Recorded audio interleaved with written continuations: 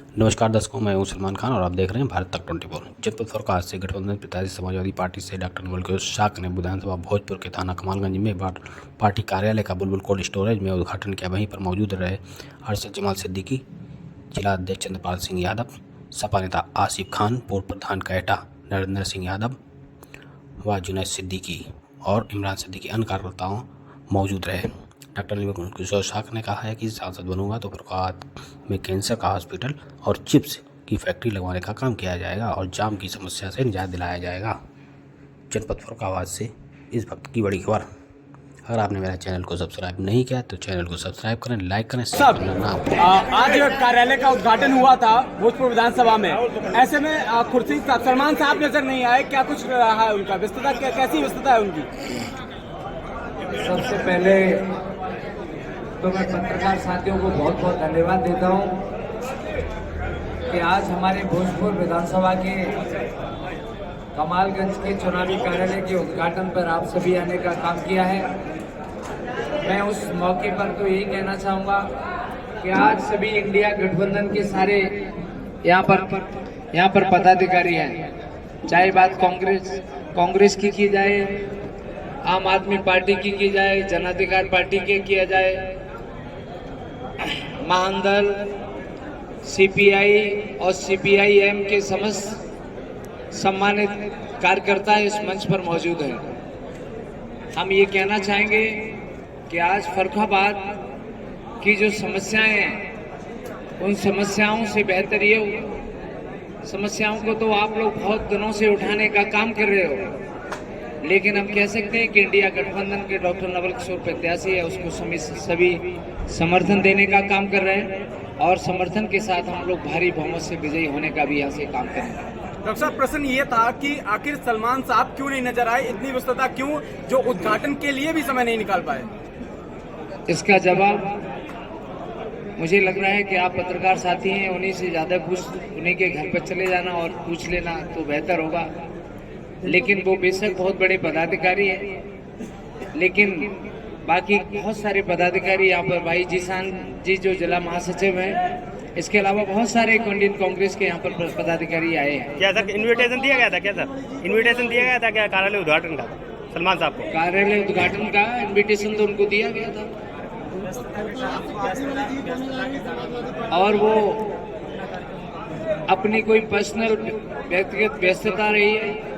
उनका कार्यकाल सिर्फ अभी एक दिन के लिए था, लेकिन आज शाम के टाइम में आप सभी पत्रकार बंधुओं को इनवाइट कर रहा हूं। 4 बजे कायमगंज में चिलाका में माननीय सलमान साहब और समाजवादी पार्टी के सभी पदाधिकारी का एक संयुक्त आज शाम के टाइम में कार्यक्रम है, वहां पर आप सभी आमंत्रित हैं। फर्रुखाबाद लोकसभा चुनाव क्या पूरे इंडिया में चुनाव जोरों पर है।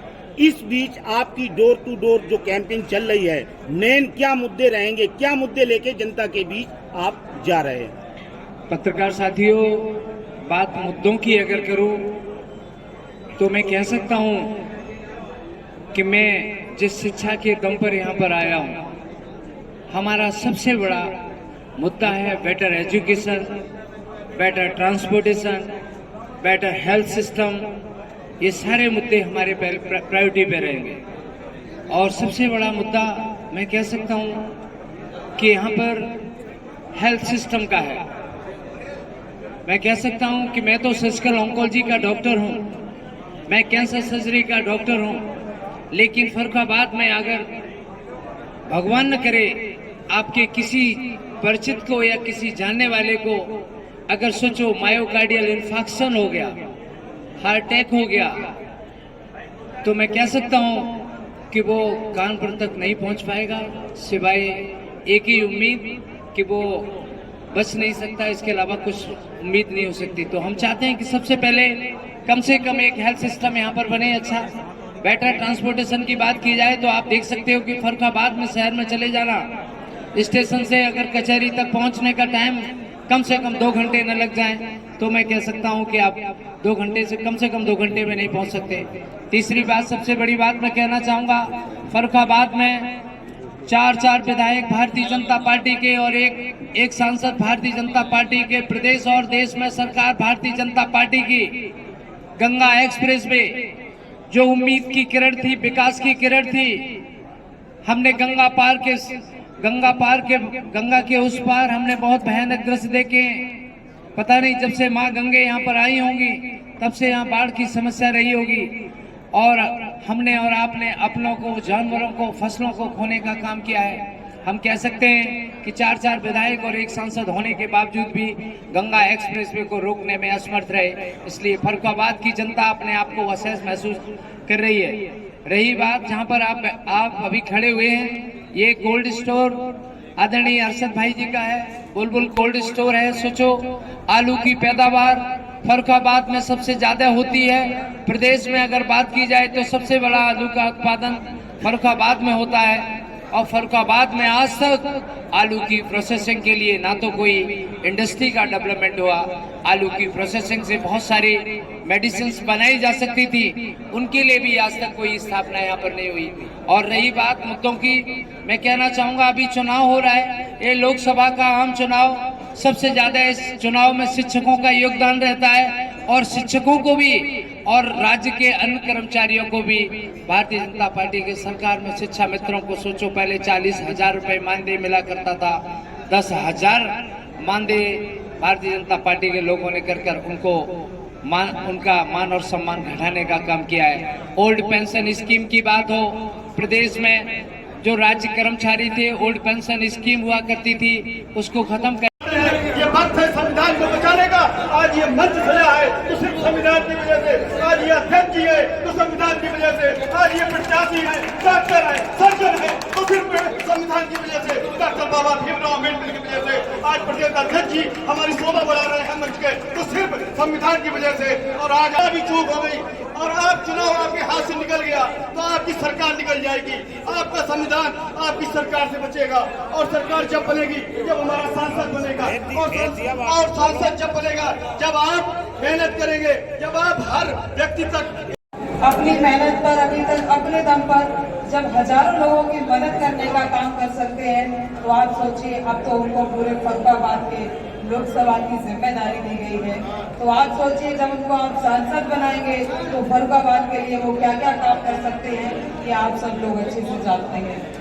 वो चाहते हैं कि फर्रुखाबाद के लोगों की अच्छी शिक्षा व्यवस्था हो, अच्छी स्वास्थ्य व्यवस्था हो, हमारे किसान भाइयों के लिए काम हो, और बहुत बड़ा मुद्दा जो फर्रुखाबाद का है, गंगा एक्सप्रेसवे।